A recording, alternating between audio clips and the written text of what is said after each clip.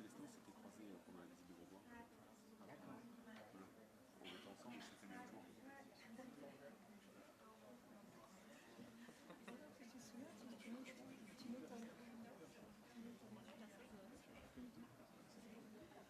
c'était le même jour.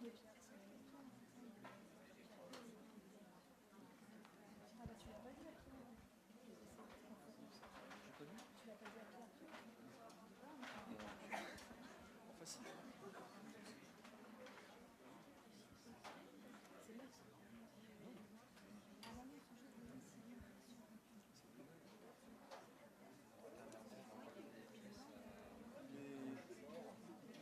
J'ai, je crois quoi,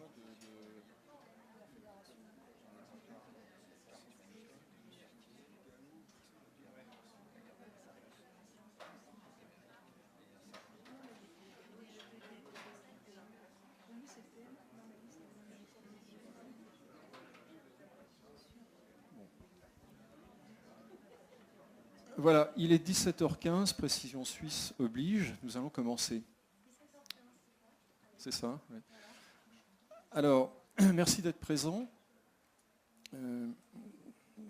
L'objet de ce débat, j'espère que nous allons avoir avec vous, c'est l'utilisation commerciale et culturelle, je dirais d'une façon assez générale, des édifices de caractère en France. Donc, plus généralement, c'est l'avenir de ces bâtiments. Parce que, alors, je me présente assez rapidement. Je suis Patrice Bège, je dirige un réseau immobilier spécialisé dans la vente d'édifices de caractère. Et à ce titre, tous les jours, nous sommes confrontés à l'utilisation de ces bâtiments pour pouvoir les céder. Alors, on les cède quelquefois à titre onéreux, le plus souvent, c'est là qu'on gagne notre vie, et quelquefois à titre gracieux. Et que ce soit à titre gracieux ou à titre onéreux, il faut trouver des usages de ces bâtiments pour espérer les faire vivre et espérer les transmettre. Alors, c'est le rôle de notre agence immobilière, et nous sommes entourés aujourd'hui. Alors, je vais peut-être passer la parole à mes faire un petit tour de table, ce sera peut-être plus simple comme ça. Aline. Bonjour, donc Aline Maréchaux, Univers et Conseil, architecte, et on travaille avec AM Ecom, qui est un cabinet de stratégie, et ensemble, on va vous proposer l'offre qu'on fait justement et la méthode pour arriver à vous accompagner sur la reconversion des sites. On repasse à l'agence Patrice Besse, Sylvie Besse. Moi, je m'occupe de l'accumulation de l'image au sein de l'agence et je vais vous présenter l'activité séjournée qu'on a développée il y a quelques mois au sein de cette agence dans le prolongement de notre activité principale qui reste la vente d'édifices de caractère. Bonjour, je suis Alain Germain, metteur en scène, chorégraphe, costumier, décorateur. Et j'ai fait l'acquisition il y a 14 mois, 15 mois maintenant d'un château qui est le château de Beaumelais, qui est un château magnifique. Vous verrez un petit film tout à l'heure. Et je vous expliquerai un petit peu le pourquoi de la chose. Donc, Claire Olivier, donc je travaille avec Aline sur la reconversion et la redynamisation de sites de patrimoine pour des personnes physiques ou des entreprises. Et nous avons accueilli comme témoin M. Valazic du domaine de Grosbois, régisseur du domaine de Grosbois, qui vous témoignera de son activité. Bonjour, donc Christophe Valazic, je suis le directeur d'un centre d'entraînement de 400 hectares, centre d'entraînement de chevaux de course, avec un patrimoine historique remarquable. Et la question se posait pour nous de la valorisation de ce patrimoine. Donc si je peux témoigner à ce sujet, c'est avec plaisir.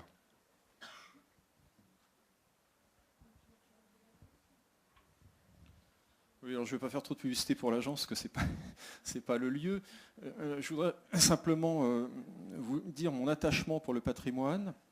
Je voudrais simplement vous dire que, encore une fois, sans utilisation de ce patrimoine, pas d'avenir pour le patrimoine. Il ne faut pas avoir peur de dire que ce patrimoine, ces énormes châteaux, ces abbayes que nous avons à la vente, ce sont des mètres carrés commerciaux pas chers, ce sont les mètres carrés commerciaux les moins chers de France. Si vous allez voir dans les zones industrielles et commerciales ce qui se passe, je vous assure que mes châteaux, je dis mes châteaux, je les vends moins cher que ces centres commerciaux. Donc, il ne faut pas avoir peur de la transformation de ces lieux. On s'occupe aussi d'édifices religieux. Là encore, c'est un sujet politiquement très très sensible. Eh bien, les édifices religieux, si on veut les conserver, si on ne veut pas les voir s'écrouler, il faut les transformer, il faut leur trouver de nouveaux usages, de nouvelles affectations.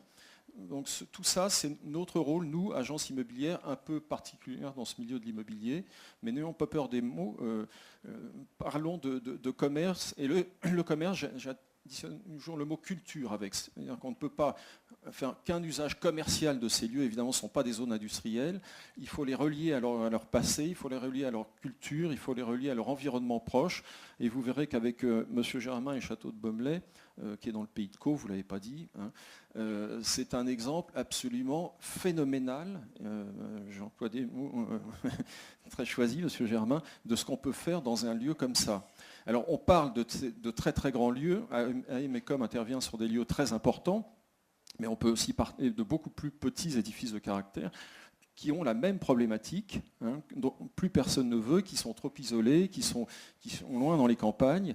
Et nous, agence immobilière, nous avons mis en place cette rubrique séjournée qui est tout à fait gratuite. On fait ça à fond perdu pour l'instant, peut-être pas très longtemps, mais en tout cas on le fait à fond perdu, pour aider les propriétaires à valoriser leurs lieux.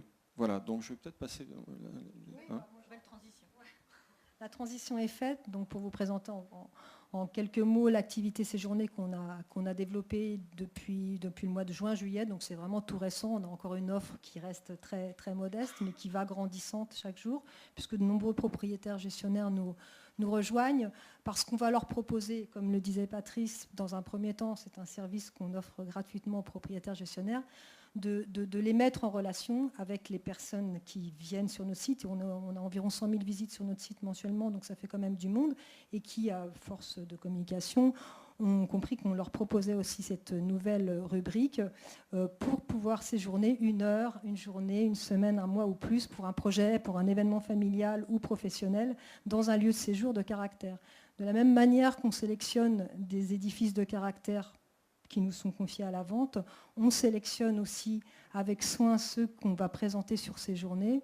Ce sont des édifices qui sont répartis un peu dans tout l'ensemble de la France, qui ont des activités diverses et variées. Et aujourd'hui, on aimerait un peu plus parler de celles qui présentent des expériences culturelles et artistiques dans leur bâtiment. C'est pour ça qu'on a invité M. Germain. M. Germain a acquis en 2016 par le truchement de l'agence le château de Baumelet. Patrice en a parlé, il va nous présenter ça dans quelques minutes.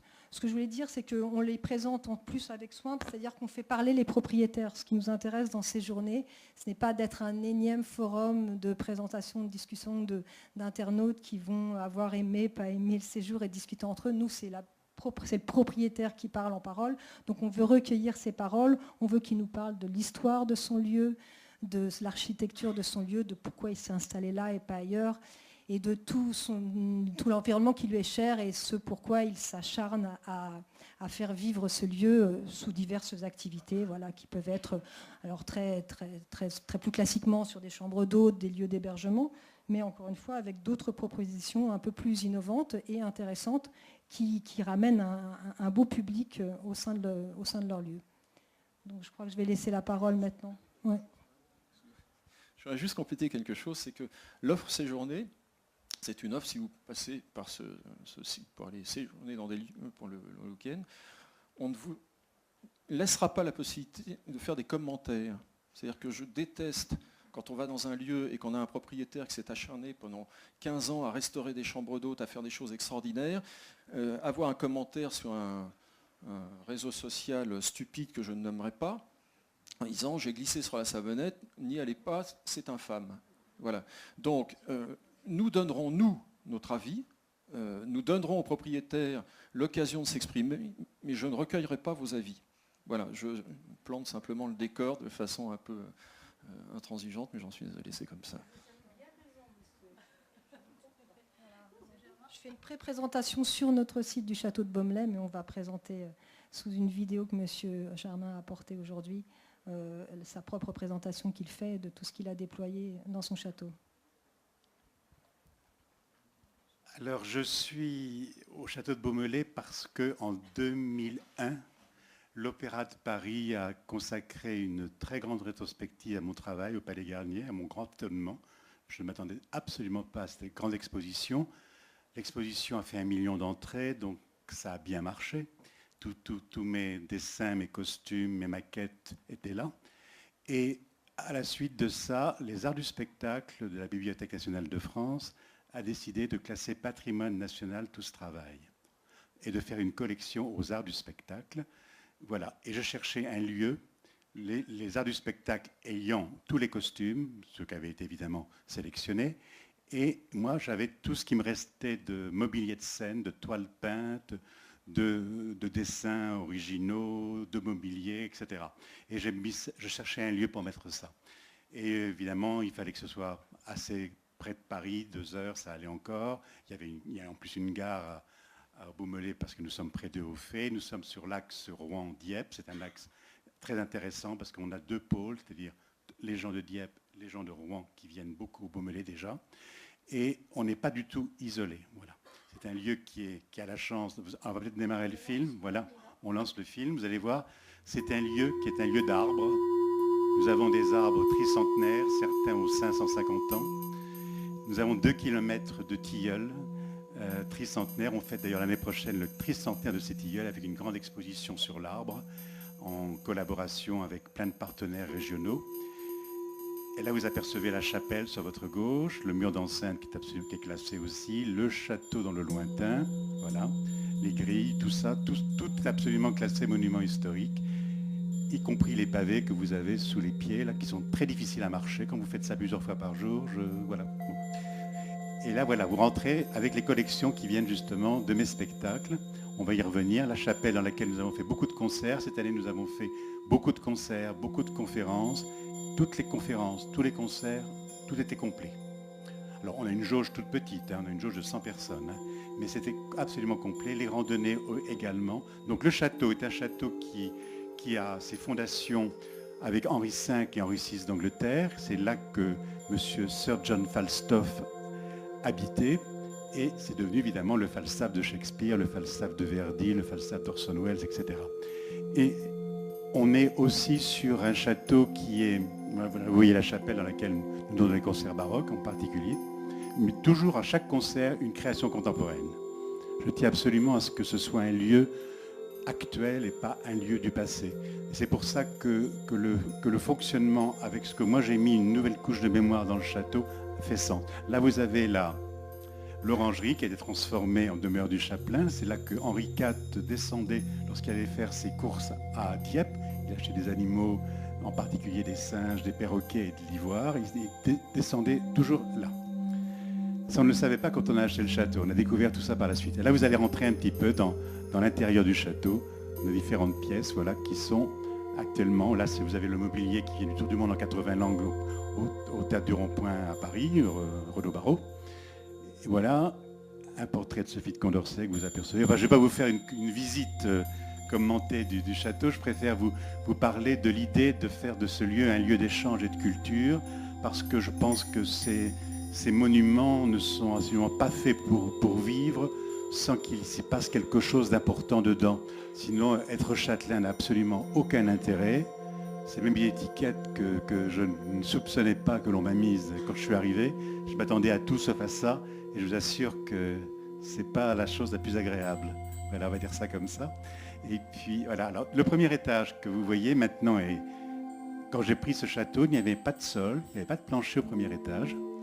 Mais d'une certaine façon, c'est ce qui a sauvé le château, parce que courant d'air au premier étage, il y avait juste une toiture, bien sûr, et courant d'air dans les caves qui sont absolument magnifiques, avec les vasistas qui étaient ouverts. Donc, le château n'avait pas de mérules, pas de moisissures, il est en très bon état. Et tous les architectes des monuments historiques qui travaillent avec nous en ce moment me disent que c'est probablement le château le plus sain de Normandie. Voilà. Bien qu'il soit, qu'on l'ait trouvé dans un état assez pitoyable pour le premier étage, bien évidemment. Le rez-de-chaussée n'était pas du tout en mauvais état. Là, vous voyez les grandes toiles des origines de l'homme qui servent un peu de tapisserie, puisqu'à l'époque, les seigneurs voyageaient avec leur mobilier, leur tapisserie. Moi, mes tapisseries et mon mobilier, c'est celui de mes spectacles. Là, vous avez un piano qui a une belle histoire, puisque Arthur Rubinstein aimait beaucoup ce piano, il a beaucoup joué dessus.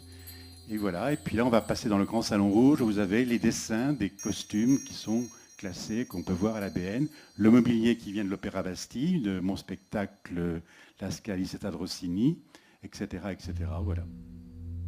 Et nous avons un parquet d'Arambert, qui est quand même l'ancêtre du parquet Versailles, qui est 70 ans avant Versailles. et qui a servi de modèle au Parquet Versailles. Là, vous avez un pianoforte qui vient des Savoie de la Révolution, quand j'ai fait le bicentenaire. Là, on arrive dans la chambre de l'archevêque, ce qui est un peu bizarre puisque le château appartenait à une famille janséniste et protestante. Mais c'est comme ça. C'est la pièce, disons, pour le personnage le plus important. Le petit clavecin qui était pour le bicentenaire de Buffon. Et vous apercevez dehors à peu près les sculptures contemporaines que nous avons mises aussi dans le parc. Voilà, là, la bibliothèque, le pont de Taïwan sur votre droite, qui nous a été offert par Taïwan, qui est un pont qui symbolise la pluie. Et comme vous savez qu'il ne pleut pas beaucoup en Normandie, c'était bien de mélanger les eaux. Donc l'idée était d'ajouter une couche de mémoire contemporaine à celle du lieu qui est très riche. Ce château a principalement été habité par le duc de la Force, qui était le précepteur de Louis XV. Donc ça c'est la deuxième période royale, anglaise d'abord, puis ensuite française. Au XIXe, le château est tombé un peu en désuétude, mais nous avons quand même un voisin de choix, puisque Flaubert, la ferme de Flaubert est à quelques centaines de mètres, et la première partie de Madame Bovary se passe tout autour du château. Au XXe siècle, l'histoire est évidemment un peu plus triste, puisque c'est les Allemands qui occupent le château, mais nous avons, grâce aux pistes de lancement et aux blocos qui ont été remis en version muséale, on peut justement voir toute cette histoire du château qui est absolument magnifique. Voilà, le couloir du premier étage qui fait 50 mètres de long. Donc c'est un château briques et pierre, bien évidemment, très très très chaleureux, avec beaucoup de lumière. C'est une maison extrêmement gaie. Alors, il est célèbre aussi pour son jardin. Le jardin est classé remarquable. Le jardin, qui était à l'origine uniquement un potager, fait 1 hectare, ce qui est beaucoup pour un potager. Si vous n'aimez pas les radis, les betteraves, les choux-fleurs, etc., et les courgettes, vous devenez fou.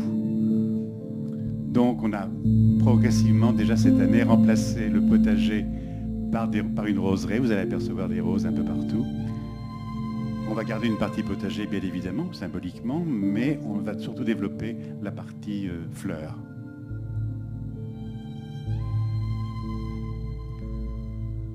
Donc toute cette partie-là, on la doit à Collinet, qui était l'architecte en chef de Le Nôtre, à Versailles, bien sûr, qui a construit tout ça pour le duc de la Force. Notamment les grandes allées de tilleuls qui sont peut-être à peu près uniques en Europe, peut-être au monde. L'avantage, c'est que vous avez une trouée verte d'un côté et vous avez la même trouée verte de l'autre côté. Vous avez des trouées vertes bien plus belles partout dans les châteaux en France, mais toujours que d'un seul côté, jamais des deux côtés, ou rarement en tout cas.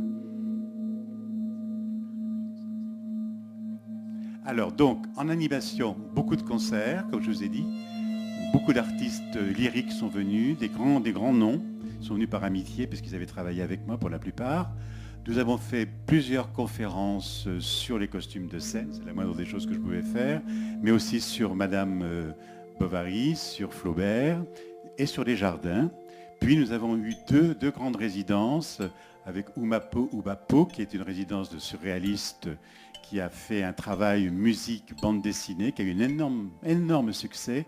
Et puis nous avons aussi accueilli pour la première fois avec la Sorbonne le colloque sur la Ménardière, qui est le traducteur d'Aristote, Aristote étant de la même époque que le château, 1632, donc ça leur plaisait beaucoup de s'installer au château.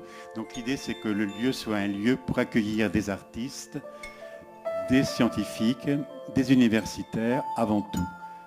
Et l'année prochaine, nous avons une saison qui s'annonce assez riche. D'abord le tricentenaire des Tilleuls, pour laquelle on va réhabiliter l'entrée d'honneur du château. Et puis vous allez avoir aussi la plus grande exposition qui n'a jamais quitté, la plus grande exposition privée au monde, qui n'a jamais quitté les collectionneurs sur Cocteau, une collection très très importante qui n'a jamais été montrée. La collection est tellement importante qu'on fait ça comme les feuilletons américains, on va faire saison 1, saison 2, saison 3. Alors la saison 1, c'est celle qui nous intéresse, parce que ça c'est là que vous allez venir peut-être. Hein. Voilà, donc la saison 1, ça va être Cocteau et ses amis. On va donc, là vous apercevez les gîtes qui permettent de recevoir des artistes, etc., des résidences, et puis aussi des personnes qui veulent se poser un peu dans le parc et dans les jardins. Donc on a Cocteau et ses amis avec tout un travail sur le portrait de Cocteau, de Picasso, le très beau portrait que Cocteau a fait de Picasso avec la pipe et la main. Et puis aussi, on va finir avec Warhol, puisque Warhol a fait un assez beau portrait de Picasso. Et nous allons avoir ça également. Et nous travaillons en collaboration très étroite avec les amis de Cocteau, la maison de Milly-la-Forêt, et la petite nièce Dominique Marny de Jean Cocteau, qui est une amie, mais que ça n'a rien à voir, c'est un pur hasard, hein, voilà, que je connais depuis toujours. Donc on travaille très très fortement avec eux, de très près, et évidemment on va à cette occasion-là avoir plusieurs créations sur des poèmes inédits de Cocteau, puisque les collectionneurs ont plusieurs manuscrits qui n'ont jamais été édités, et on va demander des compositeurs contemporains d'écrire des œuvres là-dessus. Et nous aurons également l'année prochaine, pour vous dire que le Beaumelet s'est bien inséré dans la région, le festival de Dieppe et Yvennes, l'année prochaine, a décidé de faire son vernissage au Beaumelet, avec un week-end complet de performances, danse, poésie contemporaine et arts plastiques. Là, vous avez une des allées de Tilleul, voilà, avec des arts magnifiques.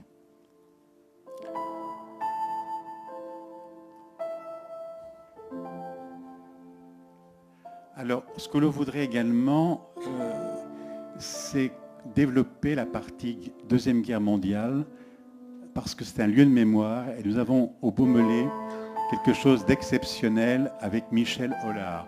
Michel Hollard, c'est la personne qui s'est fait engager par les Allemands comme ouvrier volontaire sur le site du Beaumelet, qui a relevé tous les plans des installations de V1, des blocos, et qui a envoyé tout ça à Churchill.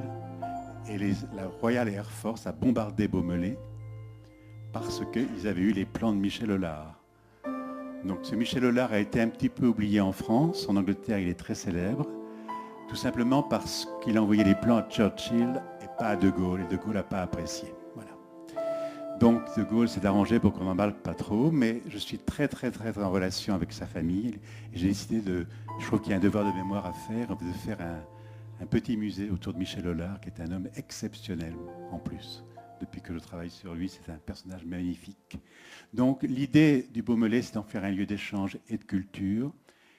Et je m'aperçois que les cultures passent de l'une à l'autre excessivement facilement.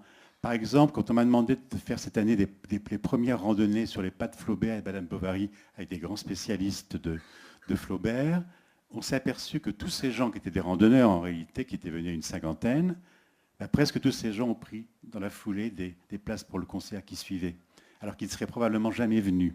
Donc je crois qu'il est important d'avoir une ligne, évidemment, de qualité, c'est la moindre des choses, mais de diversifier aussi l'offre, parce que, par exemple, les gens qui sont venus pour Oumapo ou Poupo, évidemment, ne sont pas les mêmes que ceux qui vont venir à un concert baroque, mais on s'aperçoit que les deux cohabitent très bien ensemble, et que les gens qui sont venus pour la renardière que personne ne connaît évidemment, pour le colloque, ce sont des gens qui maintenant viennent au concert. Donc on a comme ça un échange et on a maintenant beaucoup de demandes. La plus grande difficulté d'un lieu comme ça, évidemment, c'est le parc et le jardin, parce que ça c'est constamment. Alors que la maison, en réalité, ça se résout assez facilement. Les monuments historiques nous appuient, nous avons fait un audit complet avec un architecte des monuments historiques. Maintenant, tous les plans sont refaits du château et nous avons une programmation et les monuments historiques nous aident. Le département aussi, et le département m'aide à un tel point, c'est que quand le président de département est venu au Beaumelet cet été, un mois avant, à moins que l'exposition à Rouen se fasse, il me dit « Je voudrais que vous soyez l'invité d'honneur de la grande exposition pour les Journées du patrimoine à Rouen ». Je dis, mais un mois avant, vous êtes bien gentil, mais... Et il me dit, écoutez, débrouillez-vous, il faut que ça se fasse, je veux que ce soit vous. Et en fin de compte, ça m'a fait une grande publicité, parce qu'ils ont sorti à l'occasion une cinquantaine de mes costumes de scène, qui étaient exposés dans l'abbatiale Saint-Ouen à Rouen, qui est un très bel édifice religieux. Et on s'est aperçu immédiatement que les gens qui allaient voir l'exposition à Rouen, venez immédiatement après au Beaumelet pour visiter le château et les collections. Alors, quand j'ai pris le château, il était connu pour son jardin remarquable, pas du tout pour le reste, puisqu'il ne servait qu'à des locations de mariage, ce que je ne souhaite pas faire. Je vais essayer de ne pas en faire, du moins. Et maintenant, quand les gens viennent, ils ne me demandent plus, déjà, au bout d'un an, ils ne me demandent plus le jardin, ils me demandent de voir les collections dans le château. Donc l'image a complètement changé. Voilà. Merci.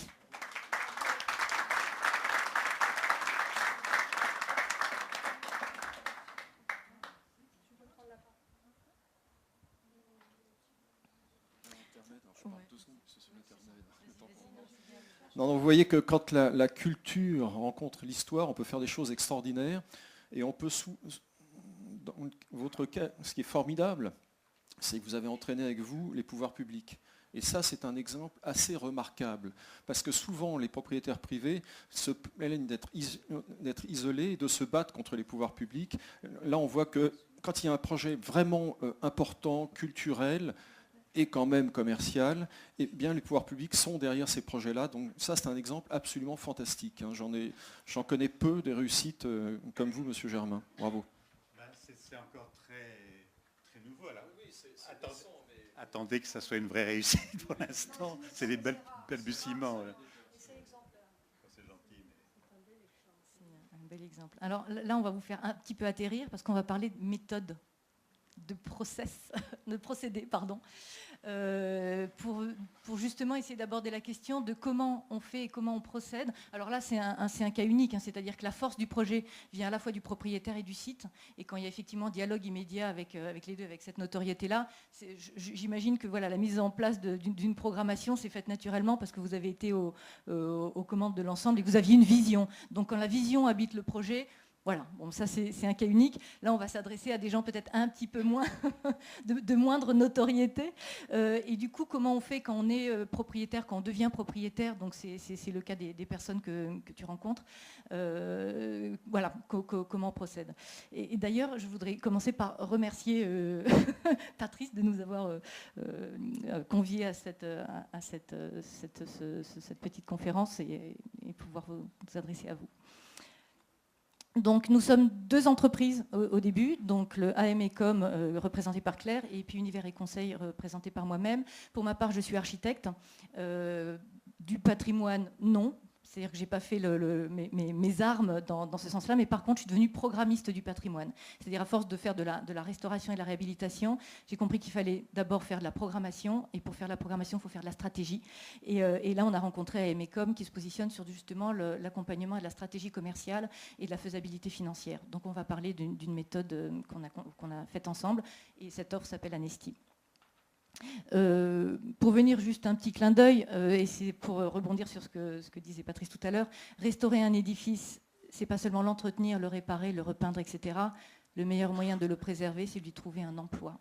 Donc on est bien dans cette vision de la pérennité passe par de l'actualité. Et c'est Viollet-le-Duc qui l'a dit. Donc, tu vois. Donc pour nous, c'est fondamental. De tout temps, et ça on insiste là-dessus, de tout temps les lieux ont évolué. On n'avait pas cette vision très conservatrice, mais qui est honorable et qui est légitime, mais on s'est toujours adapté aux usages, on s'est toujours adapté au mode de vie, on s'est toujours adapté aux besoins. Et ces transformations, on est très heureux finalement de voir dans un bâtiment ces différentes strates qui nous apparaissent. C'est ce que vous appeliez rajouter la mémoire. Voilà, une mémoire actuelle. Voilà, soyons audacieux, n'ayons pas peur de dire qu'on fait partie de l'histoire de ce site. Et pour le conduire vers demain, n'hésitons pas à déjà le faire vivre aujourd'hui. Donc, ils ne l'ont pas dénaturé. La preuve en est, c'est qu'on est encore en train de chercher quelle est l'époque la plus remarquable ou la plus représentative. Bon, un bâtiment, c'est toutes ces époques-là à la fois. Donc, ils ne l'ont pas dénaturé pour nous, ils l'ont nourri. Et ils vont continuer, ces strates vont continuer à nourrir le projet pour aujourd'hui. Donc aujourd'hui, notre positionnement, c'est de dire que les lieux de patrimoine sont muséifiés, donc c'est respectable, légitime, encore une fois, on est au Salon du patrimoine, voilà. On ne va pas dire le contraire, mais quel avenir? Et pour nous, l'idée, c'est d'aborder cette question vraiment sans tabou. La réponse que nous proposons, c'est effectivement de trouver de nouvelles fonctions sur les sites remarquables pour leur redonner vie. Donc on va parler d'actualité. Et c'est de cette manière-là qu'on va pouvoir projeter sur de long terme, avec la condition sine qua non, à notre sens, et pas seulement s'enraciner dans le passé, ce qui est une évidence pour tout le monde ici, mais c'est aussi s'ancrer dans le territoire et dans l'actualité du territoire, et de travailler avec les acteurs du territoire. Ce que vous avez fait aussi. Non mais c'est très bien finalement d'avoir le témoignage, parce que je me mets en comparaison, même si c'est une expérience unique. Tu veux prendre le... Non. Donc notre approche est à la fois très, très rigoureuse. On vous rassure, on n'est pas venus d'une autre planète, mais on laisse la place, de fait de cette expérience, on peut laisser la place à de la créativité, et de la créativité avec vous. Alors je dis vous comme si vous étiez tous propriétaires de sites et que vous souhaitiez tous revaloriser votre site. Hein. J'espère que vous n'y voyez absolument aucun inconvénient, mais c'est une manière de vous mettre vraiment dans l'expérience. Pour nous, c'est de transformer le lieu statique, donc un peu muséifié, dans un espace vivant, comme il a toujours été. Et la manière de le faire, c'est de s'appuyer sur les fondamentaux de ce site, qui sont son histoire, son paysage, le contexte du territoire, les porteurs de projets, ou en tout cas les personnes qui y habitent, les propriétaires. Donc on propose une vision globale qui va s'adresser à des êtres humains. Ce sont des êtres humains qui vont proposer des projets à d'autres êtres humains. Donc on souhaite vraiment que les personnes qui viennent dans ces sites puissent être accueillies sur toutes leurs dimensions de personnes, que ça soit, alors bien sûr se cultiver, bien sûr se reposer comme des touristes, très bien, donc dormir, se distraire, mais aussi apprendre, peut-être se soigner, peut-être se loger, peut-être travailler, et ouvrir un champ de réflexion vraiment très vaste. Est-ce que Claire veut participer à ça? Donc, Aline a commencé à vous parler. Dans notre méthode, on s'intéresse à un lieu qui appartient à un propriétaire. Donc, bien sûr, on discute avec nos clients sur leurs projets, sur leur vision, sur leurs objectifs, sur leurs moyens. Et ensuite, on décline notre méthodologie qui se base toujours sur les fondamentaux du lieu, qui sont bien sûr l'histoire. Et donc, M. Germain a fait un lien parfait entre Falstaff et son activité et son projet de vie du lieu actuellement. Ça nous donne, la richesse de l'histoire nous donne des fils qui nous permettent de décliner des activités et de raconter une histoire ensuite. Bien sûr, dans les fondamentaux, il y a aussi le lieu lui-même, ses bâtiments, son parc, ses jardins, tout l'environnement autour. Et là aussi, ça nous permet de décliner une histoire et d'ouvrir des champs de possibles et donner un cadre au projet. Et puis bien sûr, un lieu, c'est pas seulement un lieu à un endroit donné, à des coordonnées géographiques définies, c'est un lieu dans un territoire. Et dans un territoire, il se passe des choses, il y a des hommes, il y a des activités. Et donc, il faut prendre en compte tout ce qui est activités qui s'y passent. Tous les lieux ne sont pas propres à faire du tourisme culturel quand ils sont dans un lieu très agricole. Donc là, on essaye de faire des liens entre plusieurs activités. Et comme M. Germain l'a fait dans son projet, comme vous entendrez M. Valazic sur le domaine de Grosbois, souvent c'est ce lieu pour pouvoir vivre de manière au moins rentable, c'est-à-dire au moins à l'équilibre et pouvoir se pérenniser. C'est pas seulement une activité qui va être développée, mais plusieurs activités. Et dans ces activités, il faut bien sûr qu'elles soient cohérentes entre elles. Et on essaye de donner le sens au terme de direction et le sens au terme de fondamental. Justement, on essaie de faire partager notre vision à nos clients.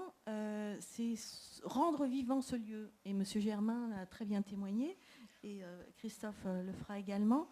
Et cette approche, cette vision provient de cette approche globale du lieu et de cette approche de l'homme dans le lieu et de décliner toutes les activités de l'homme dans ce lieu. Bien sûr, chaque lieu est unique, chaque propriétaire est unique. Les objectifs des uns et des autres sont très divers, les moyens sont très divers aussi. Donc, nous concevons des missions tout à fait en adéquation avec ces particularités. Donc, le sur-mesure est leitmotiv. Alors, du coup, on a effectivement différentes offres. Il faut s'imaginer qu'une étude complète vous accompagne vraiment dans la durée et s'appuie sur un diagnostic très, très, très important. Mais pareil, le diagnostic, vous le nourrissez aussi. Le diagnostic, c'est le diagnostic du territoire, c'est le diagnostic de l'état sanitaire du château. Donc là, il y a d'autres acteurs aussi. Vous travaillez probablement avec l'architecte, avec d'autres personnes. On travaille aussi avec vos partenaires. Donc nous, on fait d'abord un diagnostic très important et très vaste qui nous permet après de vous proposer, donc d'avoir mesuré les potentiels et de vous proposer des scénarios. C'est-à-dire en fonction de ce qui va émerger, est-ce qu'on va plutôt dans cette direction, plutôt vers de l'hébergement, ou bien au contraire vers ce type d'activité? Quels sont les incidences sur le site en termes de travaux, en termes de fonctionnement?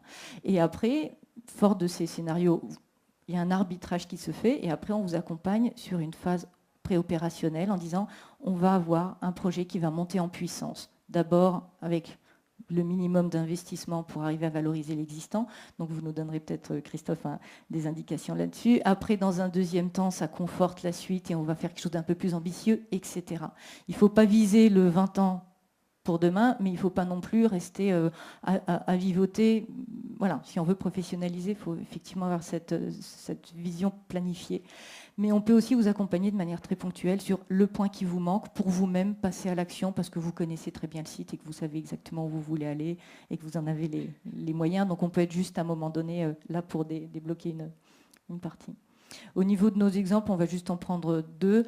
L'effort de Briançon, c'est une étude que j'ai faite il y a maintenant très longtemps, donc du coup, il n'y a pas du tout de confidentialité là-dessus.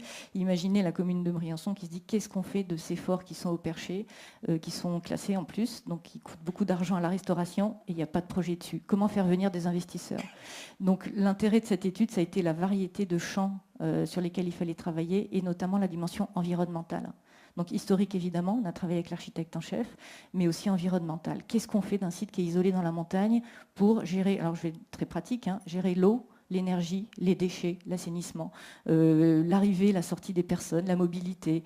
Et donc, quelle activité peut s'intégrer dans un site isolé comme celui-là et de cette taille? C'est pas la ferme. Voilà. Donc, je passe rapidement. Et puis, le domaine de Grosbois dont on va vous parler. Donc, déjà, nous, de notre côté à nous, quand on a été interrogé par la Société de l'encouragement au cheval français sur la valorisation de ce site où il y a donc déjà une activité, ça a été très important pour nous de mettre en pratique exactement toute la démarche dont on vous a parlé. Et c'est intéressant, c'est pour ça qu'on va vous écouter Christophe maintenant, de voir comment est-ce que vous mettez comment est-ce que vous avez pu vous servir de cette étude pour arriver à mettre en valeur ce site. Merci. Merci. Donc moi je vais vous parler un peu du projet qu'on mène sur le domaine de Grosbois. Le domaine de Grosbois qui a été acheté en 1962, sur lequel il y avait un château magnifique, qui était marqué par le maréchal Berthier, maréchal d'Empire de l'empereur Napoléon. Et chose fabuleuse, le Cheval Français, donc propriétaire de site, le Cheval Français c'est la société qui organise les courses de trous en France. Pour information, pour un peu structurer l'histoire, le Cheval Français, association loi 1901, son concurrent mais néanmoins collègue, c'est France Gallo, autre association qui gère les courses de galopeurs. Et ces deux associations ont créé un GIE qui est plus connu du grand public, qui s'appelle le PMU. Donc le domaine de Grosbois, propriété d'une société de course, association loi 1901, acheté en 1962 parce qu'à l'époque, les chevaux s'entraînaient à Joinville, Saint-Maurice, le Tremblay, aux portes de Paris. Les écuries étaient dans ces communes et avec l'urbanisation croissante, il était urgent de trouver un lieu de repris et l'opportunité était donnée de pouvoir acquérir ce domaine. Chose fabuleuse, le Cheval Français a acheté un château totalement meublé, ce qui est assez exceptionnel et assez unique. Donc nous avons un patrimoine historique remarquable avec des collections de mobilier, de peintures d'époque tout à fait fabuleuses, une bibliothèque exceptionnelle avec pas mal d'ouvrages et notamment des cartes et des plans qui reprennent qui ont trait aux campagnes napoléoniennes, des cartes et des plans également antérieurs de la guerre d'indépendance des États-Unis, puisque Berthier était allé soutenir Rochambeau et Lafayette en 1770. Donc tout ça a été mis sous cloche pendant 50 ans.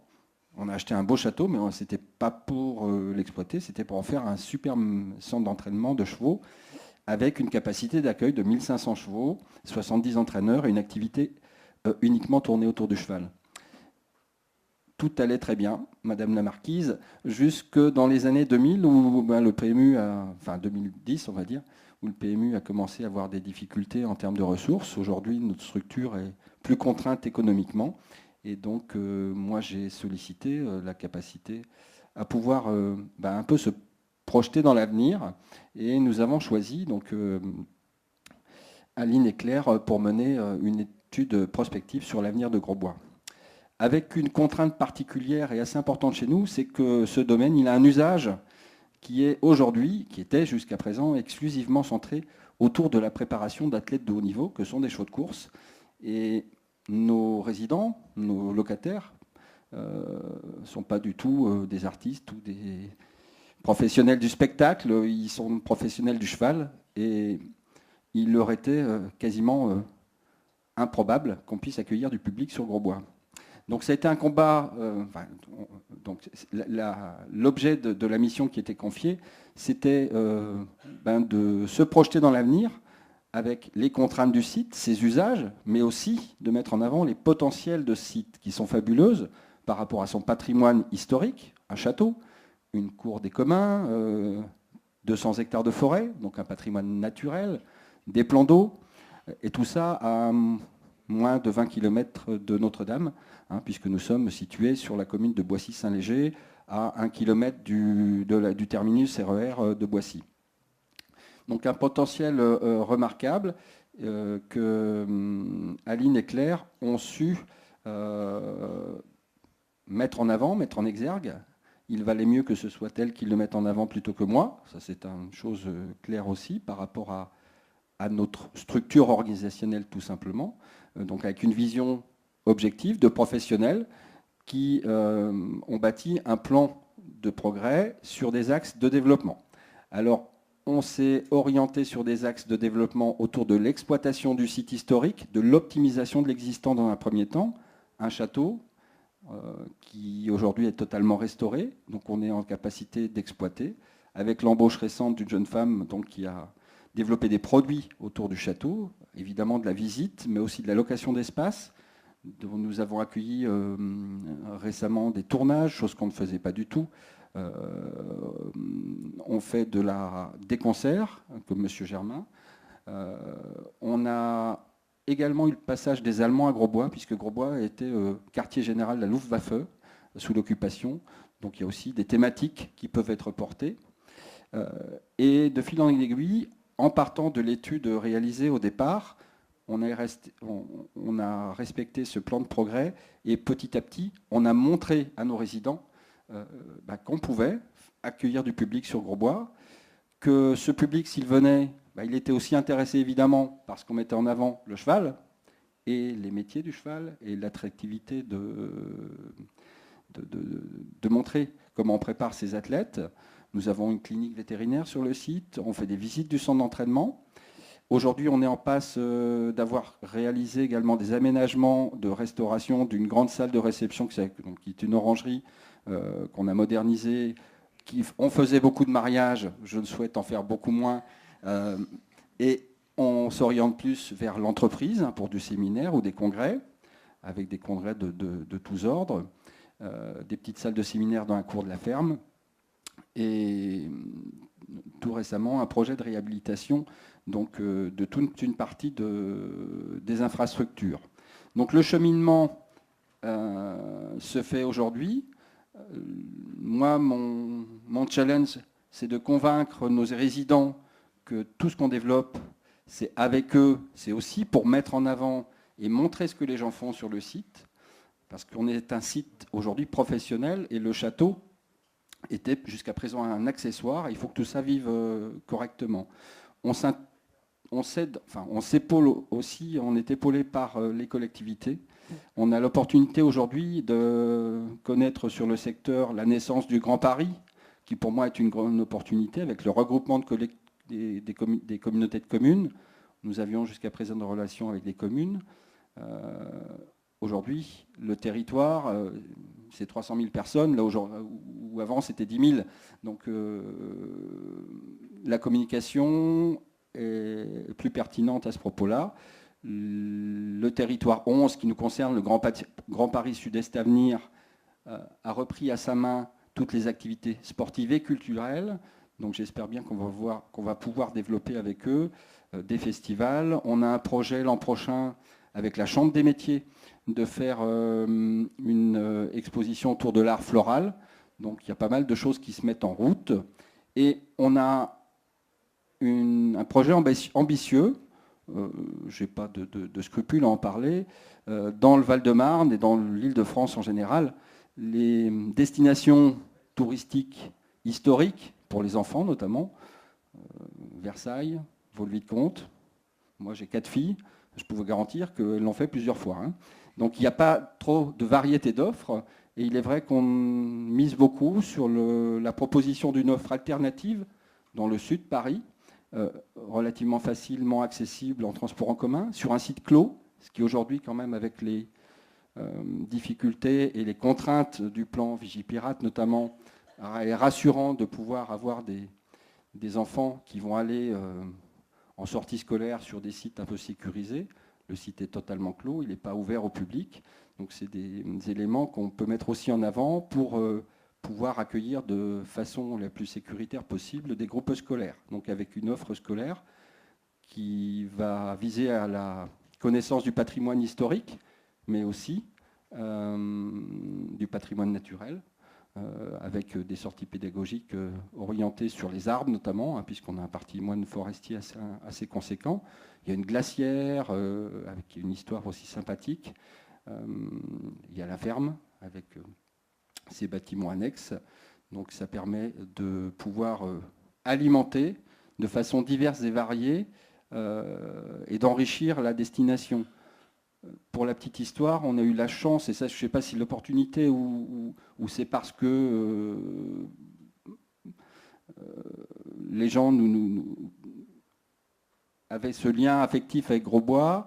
Nous avons récupéré récemment une collection qui avait disparu du château. Le cabinet de curiosité du château de Grosbois est revenu par une donation.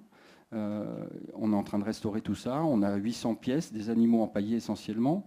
Alors ça fait un peu peur, mais on a des choses remarquables. Ramenées de la campagne d'Égypte par Berthier, Napoléon. Un guépard qui terrasse une gazelle en pleine action, c'est assez fabuleux. Un loup tué en forêt de Crécy-la-Chapelle en 1831. Là aussi, c'est des choses assez exceptionnelles. Un lièvre tué par l'empereur lui-même. Donc tout ça, on va essayer de mettre en scène pour pouvoir montrer ces choses aux gens et reconstituer un peu l'histoire et faire le lien entre tout ce qui fait Grosbois, ce qu'il a fait, ce qu'il fera demain, avec le cheval aussi, qui continue à vivre et qui continuera à être la vocation première de notre site. Voilà, hein, j'espère que je n'ai pas trop dérapé, mais on est en phase de pouvoir, de fil en aiguille, sans beaucoup de moyens, il faut le dire, hein, attention, j'insiste, hein, je pense qu'on peut faire des choses intéressantes sur le développement des patrimoines sans forcément avoir des moyens conséquents. Alors on a la chance, nous, d'avoir un château, comme je vous l'ai dit, qui est meublé, qui a été entretenu, mais le développement peut se faire par l'histoire qu'on va raconter. Et pour moi, c'est l'essentiel.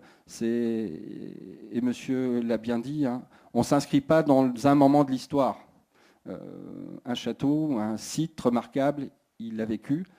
Certains l'ont marqué de façon plus conséquente. Ben, chez nous, à Grosbois, c'est Berthier. Les Allemands, on ne voit pas de signe de leur passage. Par contre, quand on gratte, quand on cherche, ben, il y avait un blocos à Grosbois. Les Allemands ont creusé la piscine, ont creusé le miroir pour en faire une piscine.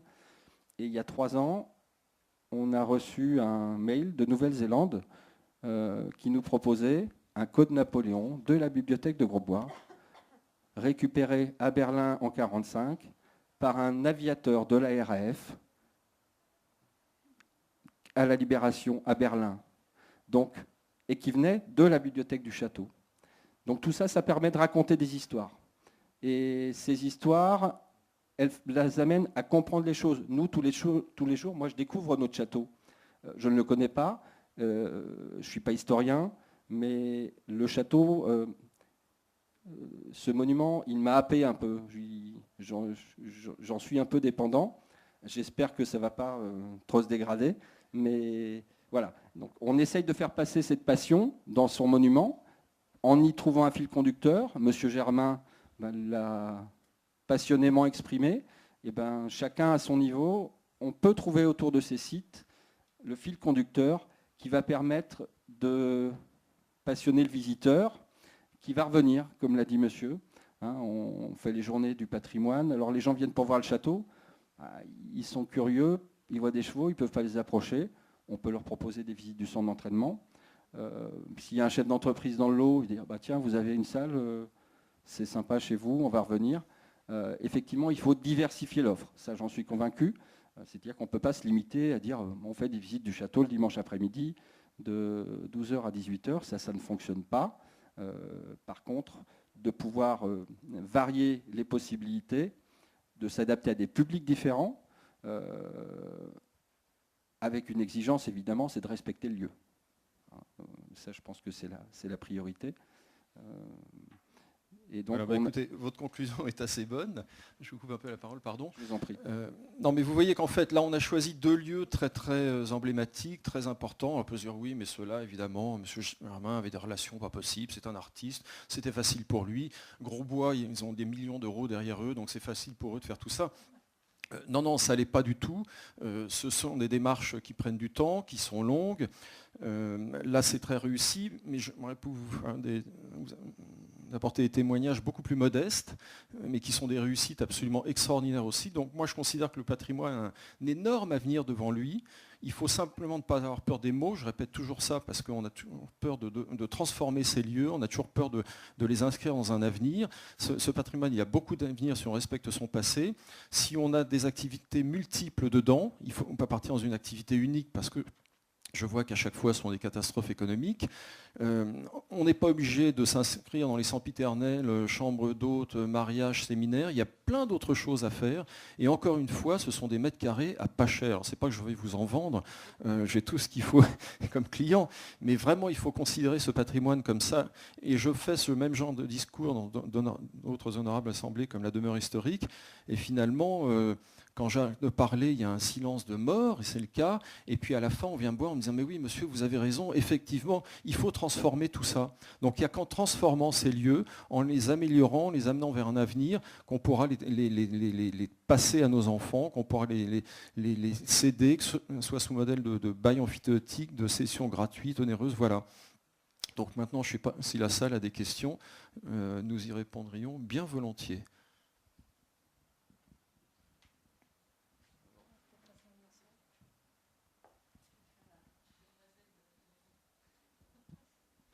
Oui, bonjour. Une question, Monsieur Bess, par rapport à le patrimoine que vous avez dans votre escarcelle, entre guillemets. J'imagine qu'il y a beaucoup de choses classées, d'autres pas forcément. Est-ce qu'un monument classé ou inscrit au titre des monuments historiques est vécu comme un atout pour un futur propriétaire ou comme une contrainte avec tout ce qu'on peut sous-entendre derrière, avec toutes les contraintes que l'on a sur nos monuments historiques et notre aspect très conservateur, j'ai envie de dire, par rapport à d'autres pays plus vers l'Asie, on va dire. Alors, je ne vais pas répondre d'une façon technique parce que ça prendra un peu trop de temps. Globalement, un bâtiment inscrit ou classé, c'est un avantage. Alors, j'entends toujours dire le contraire, mais quand c'est bien expliqué, quand c'est bien manié, c'est un avantage. D'abord, c'est une reconnaissance de la qualité du bâtiment, ça, c'est indéniable. Et puis c'est vraiment un avantage, mais il faut savoir manier tout ça. C'est un avantage, j'espère bientôt pour l'ISF, peut-être. On va le savoir bientôt. C'est un avantage pour la succession, pour les droits de succession. C'est un avantage dans l'entretien des bâtiments. C'est un avantage. Enfin, il y a beaucoup d'avantages, mais il faut savoir manier tout ça. Il faut être entouré de bons professionnels. Voilà.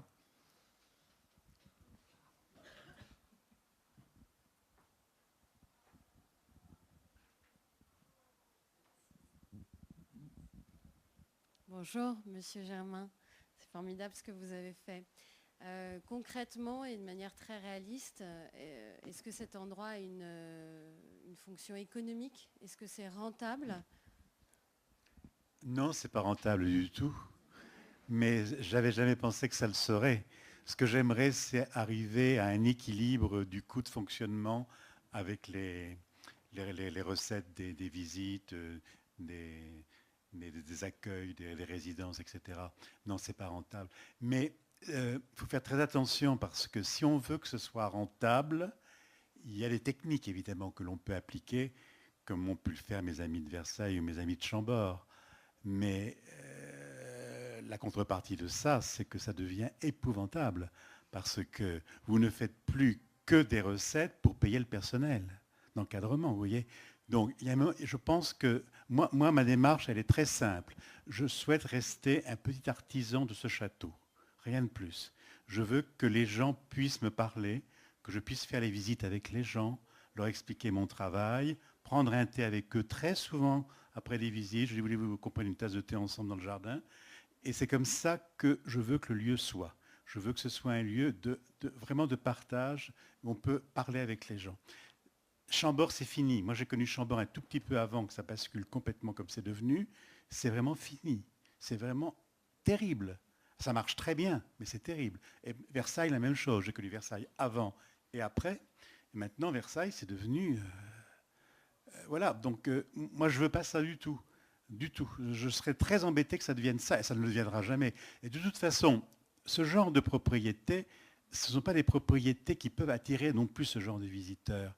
Les gens qui viennent en Normandie pour voir Beaumelais, c'est un public très sympathique, parce que c'est un public qui a envie de marcher, de se promener, de regarder.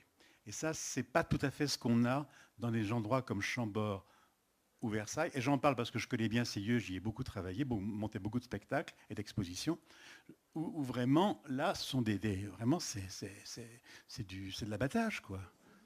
C'est l'usine, oui, c'est ça. Oui, je cherchais le mot. Merci. C'est l'usine. Alors, ça reste très beau, ça reste magnifique, ces endroits, bien évidemment. Mais c'est exactement le contraire de ce que je veux faire, ça, alors, vraiment. Alors, je rebondis là-dessus pour dire que notre château est un petit château. Une des alternatives proposées dans le plan de développement avec les différentes options était de dire on exploite le château pour faire du business avec les visites. Minimum 150 000 visiteurs par an. 150 000 visiteurs par an, notre château ne le supportera pas. Il va souffrir, il va pleurer. Donc ça, c'était hors de question. Par contre, visite sur rendez-vous, un groupe, 20 personnes, des marcheurs, des cyclistes, des clubs de voitures anciennes qui viennent. C'est leur destination, leur journée. On les accueille et on les accompagne. Donc là, on est sur ce type de monument. Et on n'est pas dans le même registre, effectivement, que les grands sites touristiques, entre guillemets industriels. Ce n'est pas péjoratif, mais parce qu'ils ont énormément de visiteurs, hein, c'est des centaines de milliers, voire des millions. On n'a pas cette prétention-là. On préfère avoir rester sur un petit quantitatif de visiteurs. Par contre, exploiter les opportunités dès qu'on peut capter des ressources plus conséquentes. Typiquement, en ce qui nous concerne, on essaie de développer, je vous l'ai dit, les tournages, où là, c'est des grosses contraintes par rapport au bâtiment, mais ça se gère là avec du personnel. Mais ça peut ramener un peu de ressources. Voilà. Non, mais faire que ces lieux ne soient plus des charges, c'est déjà formidable, hein. On peut espérer ça dans un premier temps. Dans un deuxième temps, on verra, on peut peut-être aller un peu plus. Vous n'en êtes qu'à votre première année d'exploitation. Bon, à mon avis, vous irez un peu plus loin, monsieur Germain. Et puis, il y a les retombées économiques indirectes pour la région. Alors là, dans votre secteur, c'est pas tellement... Vous êtes dans la région parisienne, dans la banlieue parisienne, mais vous, monsieur Germain, je suis certain qu'il y a des gens qui viennent vous voir, peut-être des Parisiens certainement, et qui couchent dans des chambres d'hôtes ou des hôtels dans la région, qui consomment dans la région, qui vont dans des restaurants dans la région. Il ne faut pas oublier ces retombées indirectes qui sont très importantes, hein. Bien sûr, bien sûr.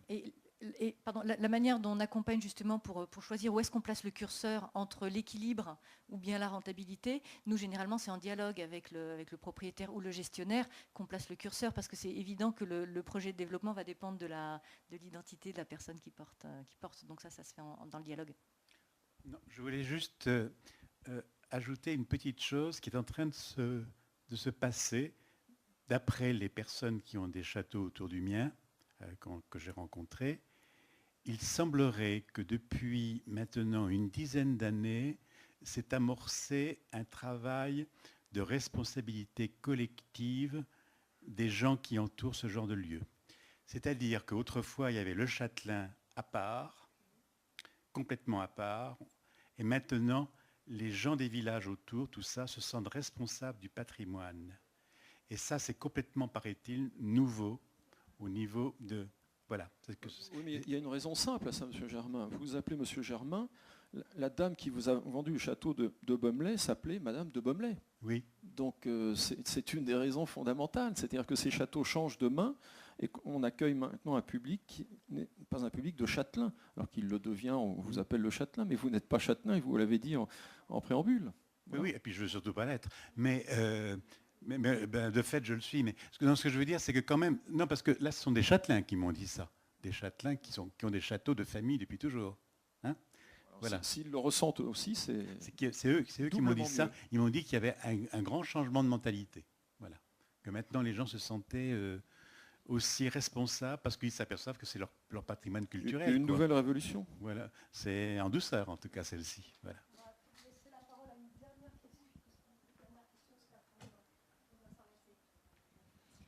Oui. Sur un sens esthétique, dans l'histoire, vous vous qualifieriez comme un généreux mécène dirons-nous, dans l'époque constituée dans l'époque des Lumières, ou bien il y aurait une tentation de retourner vers une Renaissance, un esprit éclairé de la Renaissance, etc. Ah ben là, vous tombez bien avec Baumelet, parce qu'on a à la fois les Lumières, on a la Renaissance, parce que déjà, il y a un lien très fort avec la Renaissance, ne serait-ce que par le vestibule d'entrée que vous avez aperçu tout à l'heure avec les coquilles. Voilà. Mais je crois que c'est, en ce qui me concerne, c'est ni l'un ni l'autre. Je ne veux pas être de l'époque des Lumières, je ne veux pas être de la Renaissance du tout. Je veux être d'aujourd'hui. Ça ne m'intéresse pas du tout de mettre des copies de meubles anciens dans le château. Ça ne m'intéresse pas non plus de mettre des toiles soi-disant anciennes dans le château. Vous voyez ce que je veux dire? L'idée, c'est d'être complètement avec mon temps. Et on va l'être tellement que Vincent Vives, mon partenaire, va développer le Centre international de poésie contemporaine. Donc on va avoir un travail très très spécifique sur la poésie contemporaine avec de très grands noms qui nous rejoignent déjà. Hein. Voilà. Sans être pour autant un mécène qui prend le relais des pouvoirs publics dans des fondations comme Royaumont, etc. C'est-à-dire que, voilà, alors ça c'est le grand problème. On prend quand même pour l'État, on fait le boulot que l'État ne fait pas. Ça c'est clair. Hein. Ça c'est clair. C'est pour ça que je trouve qu'il pourrait être un tout petit peu plus gentil avec nous. Voilà. Voilà. Ça parce qu'on fait un énorme boulot. Personne ne m'a obligé à le faire. Hein. Bien sûr. Hein. Mais c'est vrai que le boulot est considérable et c'est vrai qu'on travaille pour l'État, bien évidemment. Mais on travaille pour la France. Voilà. Pour la France. Voilà.